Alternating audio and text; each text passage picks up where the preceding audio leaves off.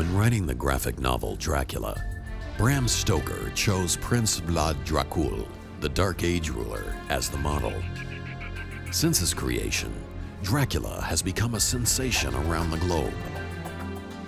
Find out more about his inspiration as this Paranormal TV Truth Be Told story on Dracula concludes.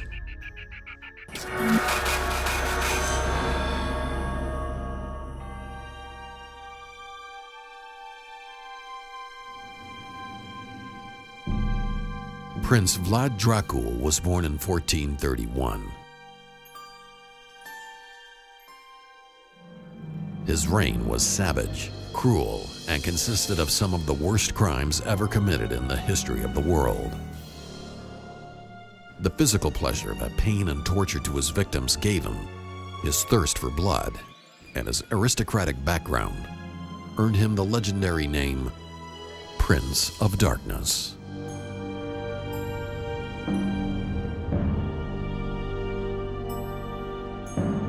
After Vlad Dracul's death, the coffin with his body inside disappeared.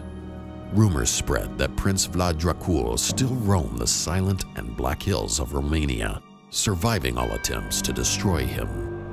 This myth gave birth to vampires and eventually led to the fabulous Count Dracula.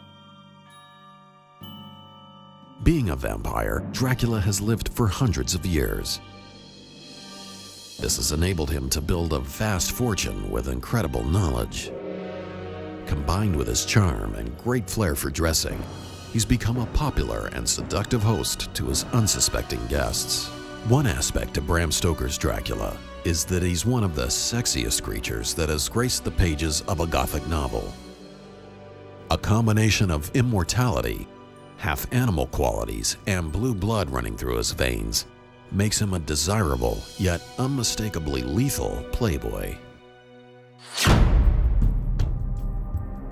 Dracula's residence is always a remote castle surrounded by a forest and an eerie twilight atmosphere that prevails day and night.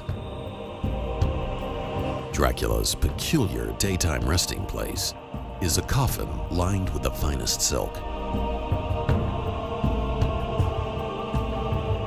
Usually found in the bowels of his castle, his coffin requires a place with absolute security, for he is at his most vulnerable. After 10 days of staying in Whitby, Count Dracula decides to leave. 50 coffins are the strange cargo on the train that departs from Whitby that afternoon. In one of those coffins, Dracula.